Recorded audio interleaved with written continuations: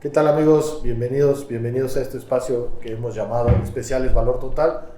Y bueno, el día de hoy hemos escogido el tema el valor de los contratos. Para eso le hemos agradecido mucho a Daniel Valadez que nos haya aceptado esta entrevista. Bienvenido Daniel, bienvenido a tu programa. Muchas gracias Paco, gracias por la invitación y gracias al público por estar aquí presente.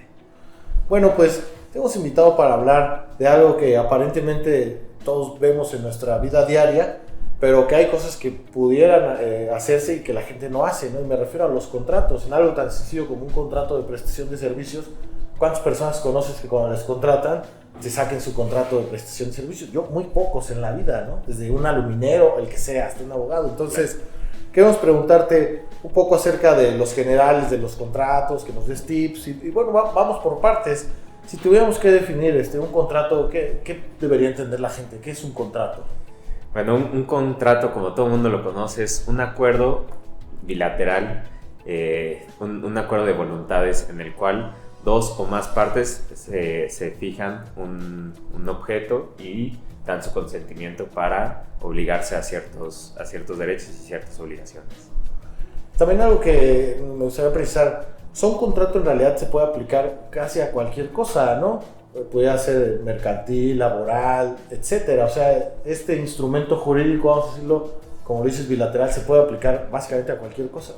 Claro, sí, definitivamente el que sea un acuerdo de voluntades, pues implica como para las distintas ramas del comercio, de la industria que puede llegar a haber. Por ejemplo, algo que se habla, a mí me ha tocado, al ser perito del tribunal, casos en los que se tiene que evaluar una renta, una justificación de rentas, pero que a veces ese no es el tema, sino que primero las partes tienen que probar que hay un contrato verbal. Entonces, en México, o sea, existen los contratos verbales, son válidos, ¿cómo se acreditan? O sea, y obviamente seguro eso no es lo deseable, ¿verdad? Sino que sean escritos. ¿Qué nos puedes comentar acerca de eso? Claro, sí, definitivamente el hecho de que haya un acuerdo de voluntades entre dos personas, sean personas físicas o morales, y no se establezca claramente por escrito cuáles van a ser los derechos y obligaciones de esas personas que están involucradas en la relación, pues complica el hecho de que haya, en caso de que haya algún incumplimiento, cómo probarlo, ¿no? Y a qué se obligaron las partes y cuáles fueron los alcances de esas obligaciones. Entonces, sin lugar a dudas, si se puede establecer por escrito cuáles van a ser pues tanto tiempos de entrega, montos, plazos, garantías y demás, pues qué mejor que se pueda llevar a cabo de manera concreta en un documento.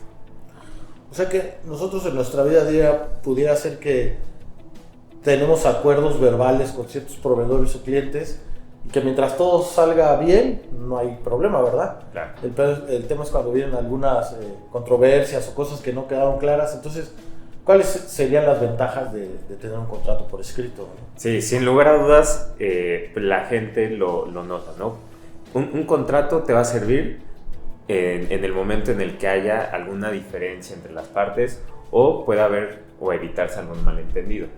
Si se tiene por escrito, pues ayuda a que haya claridad en cuáles van a ser los derechos y obligaciones entre las partes. Un claro ejemplo de una ventaja sería el que se establezcan los parámetros o los alcances de ese servicio o de esos productos que se vayan a vender. Otro será pues el evitar algún incumplimiento por parte del proveedor, del prestador. ¿Por qué? Porque se define muy claro por escrito cuáles serán los parámetros o los alcances de eso que va a llevar a cabo. Ok. ¿Y legalmente hay algún límite para la duración de un contrato? Hay ciertos contratos en particular o muy específicos que tienen una duración máxima. Sin embargo, por regla general, la vigencia de un contrato será la que las partes acuerden. Y por ejemplo, como rumor, así leyenda urbana de que no puede haber contratos de 100 años, solo 99, ¿es rumor, leyenda urbana o sí es más un rumor, okay, una leyenda urbana que haya un fundamento de ley que así lo señale. Ok. Bueno, y si habláramos de las partes de un contrato, o sea, la gente que nos está viendo, por muy sencillo que sea, casi que yo hablo a que me reparen mi tele o que me pinten la casa y llega el contratista y me dice, oiga, pero queremos este contrato de prestación de servicios? O sea, aunque sea por sencillo, ¿cuáles serían las partes de un contrato? Claro, de hecho voy a dividir esa pregunta en dos respuestas. Por un lado, hay ciertos contratos en particular que deben de estar registrados ante la Profeco, porque son contratos que los regula la ley de protección al consumidor.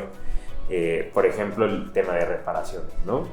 Y sobre todo pueden ser en casos en los que sean contratos de adhesión, es decir, un contrato en el que el prestador o el proveedor, en este caso el que te arreglaría la televisión, ya tiene su formato de contrato y básicamente lo único que va a hacer es añadir tus datos, ¿no? como cliente. Pero ese es un supuesto, digamos un supuesto regular en el que las partes acuerdan cuáles van a ser los derechos y obligaciones para ambos. Lo regular es que tenga un formato muy particular, muy tradicional en casi cada rubro, casi cada campo o área del derecho, y va a ser el primer parte es nosotros le llamamos un proemio, en el cual va a ser el inicio del contrato, se señala qué tipo de contrato es, digamos el título que se le otorgará al contrato, quiénes serán las partes que están involucradas, en caso de que sean personas morales, por ejemplo, quién es el representante de esa persona moral. Y lo siguiente es un apartado de declaraciones.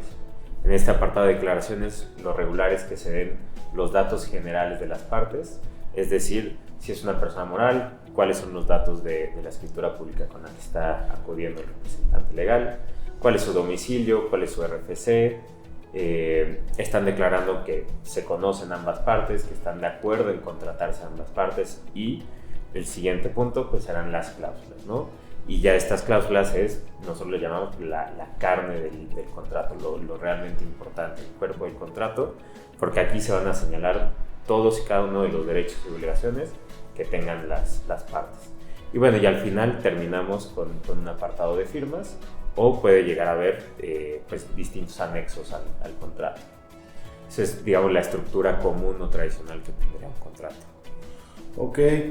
También, o sea, podríamos decir, o lo que estoy entendiendo para la gente también, los contratos generalmente no se usan para cuando las cosas salen bien, sino podrían usarse cuando las cosas salen mal, ¿no? Claro. Y también, tú como experto en este tema, comentabas una frase de que es importante lo que está, pero también lo que no está. Sí. ¿Qué podríamos comentar de eso? ¿Sería como el arbitraje o...? En eso, bueno, definitivamente nosotros al ser abogados corporativos creemos en una cultura de prevención, ¿no? Entonces, partiendo de ahí, previniendo todas esas cuestiones, todos esos problemas que se puedan suscitar entre las partes, pues señalamos cláusulas muy particulares para, en caso de que haya alguna controversia entre las partes contratantes, cómo se va a resolver esa controversia. Y entonces una de esas posibles cláusulas, dependiendo obviamente el tipo de relación, es una cláusula arbitral, ¿no? En la que si hay alguna problemática, alguna controversia, se pueda primero solucionar el problema mediante algún medio alternativo de solución de controversias, llámese mediación, arbitraje, conciliación, ¿no? Y ya si no hay alguna resolución o alguna respuesta favorable entre las partes a esos asuntos, entonces ya se llevará a cabo ante los medios jurisdiccionales, es decir, juzgados, juntas de conciliación y demás, aplicables ya al caso en concreto. Ok, y aunque es un acuerdo, o sea, bilateral, me imagino que hay límites legales, ¿no? O sea, no podrías poner en un contrato algo que está prohibido por ley, ¿no? Exacto. ¿Algo así? Sí, exactamente. Ahí lo que aplica es, hay cláusulas en las que la ley o el reglamento o el código que esté regulando ese tipo de contrato en particular te permite maniobrar con esas cláusulas, ¿no? Hay ciertos asuntos en los que te permite tener un acuerdo en común entre las partes, o hay cláusulas en las que la propia disposición legal ya te da cómo se llevará a cabo cierta situación en particular. Sin embargo, ahí es importante tomar en cuenta que habrá casos en los que pues las partes, por desconocimiento o por abuso de alguna de las partes, quieran señalar alguna cláusula que va contrario a la ley o al orden público, a la moral. Entonces, ese tipo de cláusulas, en alguna situación eventual de incumplimiento o de conflicto entre las partes, si se lleva a cabo ante alguna autoridad, se señalará que esa cláusula se tendrá por no puesta por ir precisamente en contra de la ley o de la costumbre o de las buenas morales.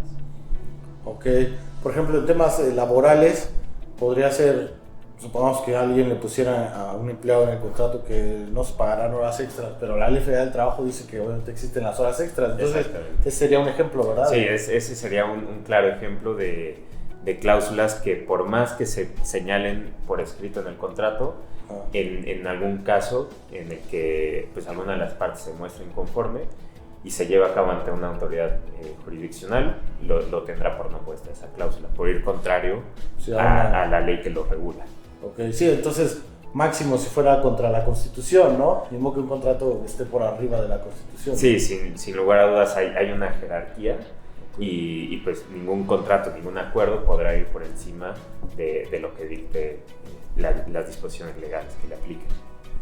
Por ejemplo, nos comentabas, viéndolo así como una analogía para el público, como si fuera un sándwich, la tapa de arriba serían las declaraciones, las cláusulas, como el centro, el relleno, y la última parte ya el cierre del contrato, las firmas, etc.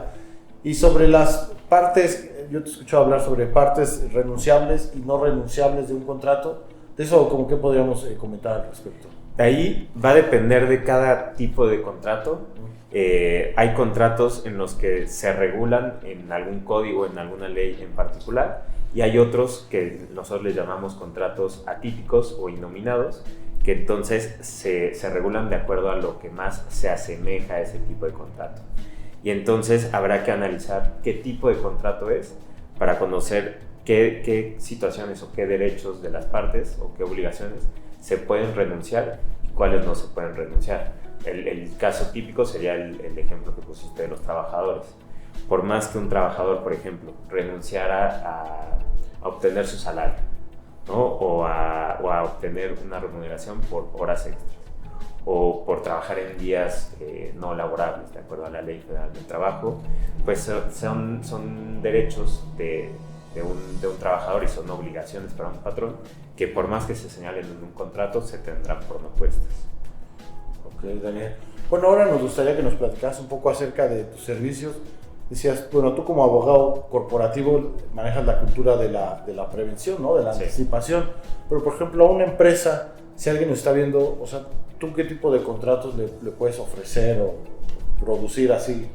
¿De todo? ¿Para sus trabajadores, para sus clientes, todo? Sí, por ejemplo, para una empresa que es el grueso de clientes que atendemos aquí en el despacho, va dependiendo de cada empresa en particular, pero hay contratos que de manera general le aplican a prácticamente cualquier cliente, ¿no? Empezando por un contrato ya sea de compraventa para el lugar en donde se va a establecer o un contrato de arrendamiento para sus oficinas o su localidad. Por supuesto, un contrato de prestación de servicios para sus proveedores, ya sea que ellos mismos presten los servicios o que se los presten, entonces ya sea para clientes o proveedores, o bien si ellos se dedican a, no sé, a distribuir productos o a vender sus productos, entonces pues irá aplicando cada contrato en particular, ¿no? Ya sean contratos de compraventa, de arrendamiento, de distribución, de arrendamiento financiero. Es decir, dependiendo del giro del cliente, pues podrá ir el contrato en particular, ¿no?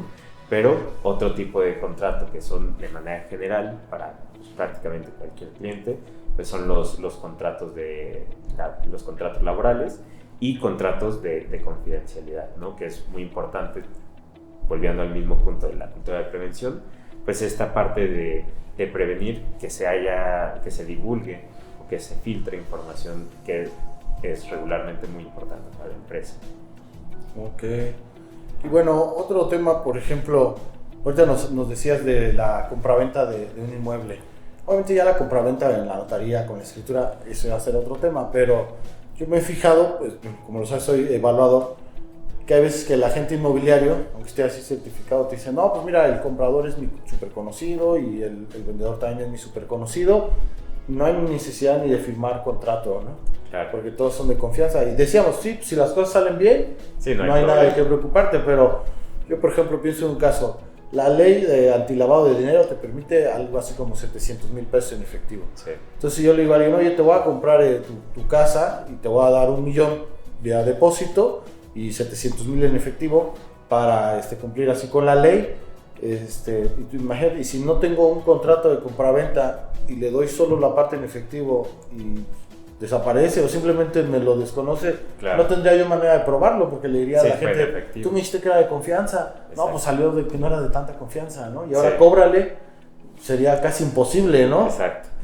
Con un contrato esas cosas se evitan, ¿no? Sí, precisamente nosotros lo que siempre les comentamos a los clientes es, un contrato no te va a salvar del problema, ¿no? Sin embargo, el contrato lo que sí te va a ayudar es, en caso de que tengas un problema, va a ser el primer medio con el cual vas a probar que cumpliste con tus obligaciones o que incumplieron con las obligaciones que tenía la otra parte, ¿no? Entonces, en este caso, que se señale, si se señala el contrato, por ejemplo, en el caso que platicas, que se realizó una transferencia por esa cantidad y otra cantidad se entrega en efectivo y en ese contrato sirva como recibo de que efectivamente recibió esa cantidad, pues bueno, es un medio probatorio idóneo para señalar que efectivamente estás cumpliendo con tus obligaciones de pago, ¿no? Entonces, aunque bueno, tú eres abogado corporativo, manejas, podríamos decir que si hay alguna asociación de agentes inmobiliarios que a lo mejor no tenga, se pueden acercar, ¿no?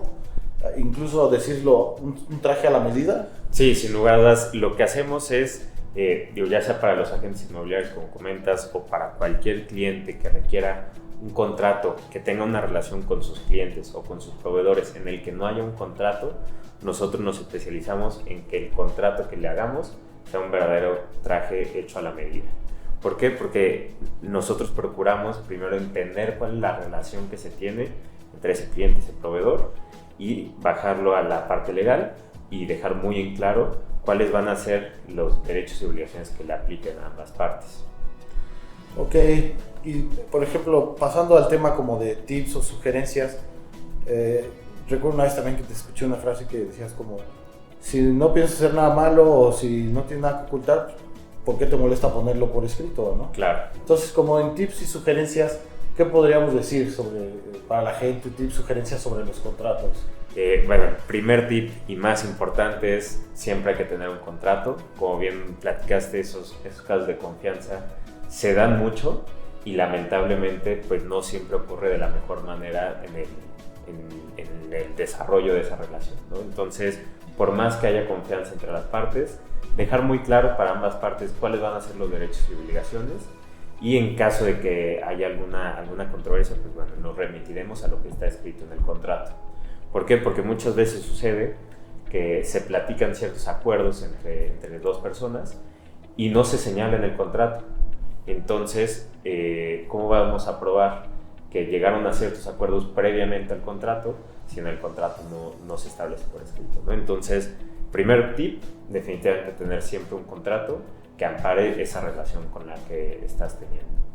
Segundo tip, por ejemplo, para la cuestión ya cuando hay un contrato, ¿no? Normalmente atienden a nosotros no solo para la elaboración del contrato, sino también para la revisión. Y un tip que les podemos dar para llevar a cabo ya sea la firma o la revisión de ese contrato es firmar con tinta azul, idealmente.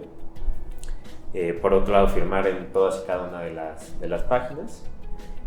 Cancelar las páginas que vengan sin texto, igual con tinta azul idealmente.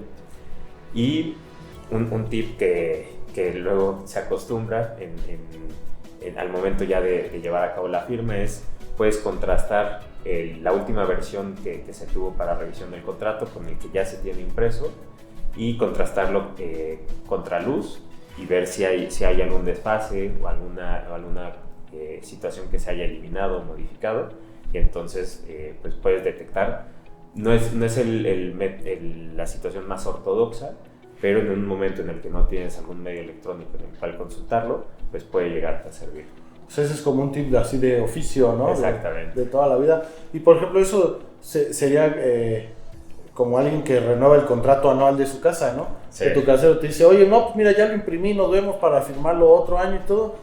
Y si entendí, o sea, los pones así a contraluz y pues la silueta de las letras debe verse tal cual, ¿no? Exactamente. Si se desfasa algún párrafo, quiere decir que le Sí, movieron algo, ¿no? Algún ajuste, alguna adecuación que Ok. realizaron. Y bueno, puede ser una forma, repito, un poco ortodoxa de hacer la revisión. Obviamente lo ideal es que se revise en todos sus puntos y en toda la letra.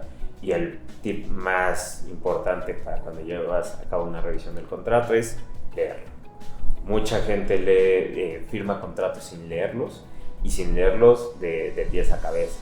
¿Por qué? Porque puede ser que el contrato en un inicio parezca que todo está correcto, pero la contraparte en algún apartado del contrato abusa y incluye algún aspecto que no pactaron, y si lo firmaste te estás obligando a ello, ¿no? Eso podría ser, por ejemplo, en los procesos, ¿no? De empresas que tienen su contraparte en Estados Unidos y otro y que arman el producto final.